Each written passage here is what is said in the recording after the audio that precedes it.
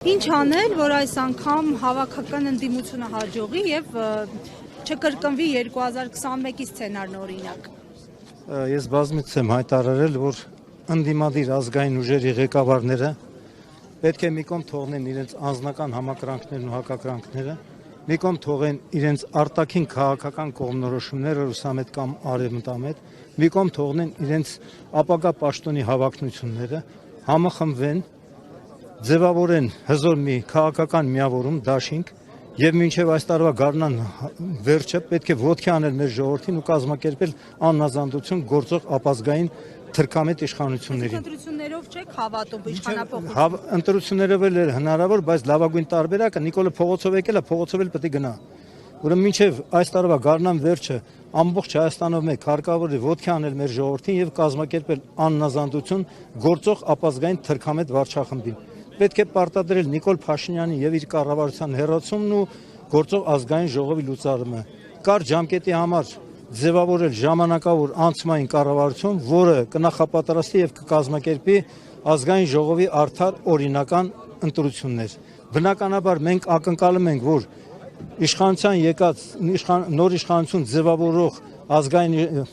իշխանությունները իրականացնել են մեր ժողովրդի նպատակներն հետապնդող մեր ազգային պետական շահերից բխող արտաքին եւ ներքին քաղաքականություն։ Հայաստանում հաստատվելի է օրենքի գերակայություն, իրական արդարադատություն, սոցիալական արդարություն եւ քաղաքացիների իրավահավասարություն։ Ազատ են արձակվելու Նիկոլ Փաշինյանի հրանգով եւ քաղաքական պատվերով ուրեմն ապօրինաբար կալանավորված մեր բոլոր հայրենակիցները։ Իսկ Նիկոլը եւ նրա թիմակից ու գաղափարակից պաշտոնյաները պետք է ենթարկվեն Հայաստանի օրենսդրությամբ սահմանված կարգով դատական պատասխանատվության։ Նիկոլ Փաշինյանն ասում է, որ նախկիններին, նաեւ այն ուժերին, որոնք քաղաքական հայտ են ներկայացրելու մասնակցելու ընտրություններին, հունիսի 7-ին ժողովուրդը քաղաքական աղբանոցն է նետելու։ Նիկոլը չարաչար սխալվում է, Նիկոլը հոգեխանգարմունքի մեջ է իշխանությունը կորցնելու վախից։ Նիկոլը հայտարարում է, որ եթե քաղաքացիական պայմանագիր կուսակցությունը չունեցավ սահմանադրական մեծամասնություն, ապա լինելու է սեպտեմբերին պատերազմ։ Որևէ քաղաքական ուժ, ովքեր որ հայտ են ներկայացրել մասնակցելու Հայաստանի ազգային ժողովի ընտրություններին, որևէ քաղաքական ուժ կամ դաշինք չի հայտարարել, որ իշխանության գալու դեպքում հրահրելու է պատերազմ։ Մենք պատերազմ չենք ուզում։ Մեզ ժամանակ է պետք պատերազմ սկսելու, պատերազմ Արցախն ազատագրելու համար։ Դրա համար պետք է նոր իշխանություն ձևավորվի, ազգային իշխանություն, որը կիրականացնի ճիշտ դիվանագիտություն։ Մենք կարգավորենք մեր հարաբերությունները մեր արտաքին գործընկերների հետ եւ տարիներ հետո նրանց ռազմաքաղաքական աջակցությամբ հզորացնելով մեր բանակը ազատագրելու ենք Արցախն ու մեր հայրենիքի բռնազավթված մյուս տարածքները։ Այո, պատերազմով։ Այլ կերպ հնարավոր չի։ Ես ասում եմ հիմա չէ։ Երբ որ մենք ձևավորենք ազգային իշխանություն,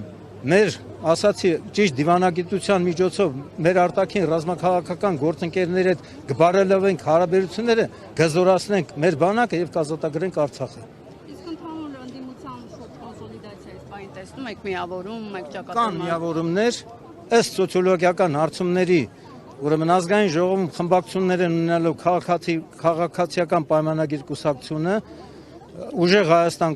դաշինքը արդեն դաշինք է, որովհետև մի 7-8 ուժեր միացել են եւ հայոց աշխարհազոր ռազմաքաղաքական միավորումը, որի ղեկավարը ես եմ, հայտարարել ենք, որ աջակցելու ենք ուժեղ Հայաստան կուսակցությանը, կանցնի падգամավորական խմբակցություն, հավանաբար կունենա նաեւ Ռոբերտ Քոչարյանի ղեկավարած Հայաստան դաշինքը եւ Գագիկ Ծառուկյանի ղեկավարած ուրեմն դաշինքը։ Այդ 4-ը հավանաբար կանցնեն կունենան ազգային ժողովում խմբակցություններ։ Եթե համաձայնվեն 3-ը այնտեղ միանան, բնականաբար կունենան մեծամասնություն եւ Սամվել Կարապետյանին կարող են ընտրել վարչապետ։ Նիկոլեն կանթատ հայտարարում են Գյումրի երկրորդ չի լինելու, լինելու է Գյումրի երկրորդ։ Լինելու է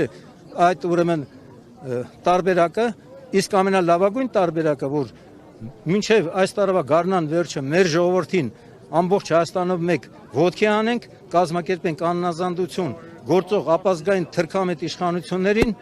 պարտադրենք Նիկոլի ու իր կառավարության հերացումը եւ գործող ազգային ժողովի լուծարումը։ Կար ժամկետի համար հարկ կլինի ձևավորել ժամանակավոր կառավարություն, որը կնախապատրաստի եւ կկազմակերպի ազգային ժողովի արդար օրինական նորընտրություններ։ Մտավախություն չկա, որ վաղաշաբաթ 1-ի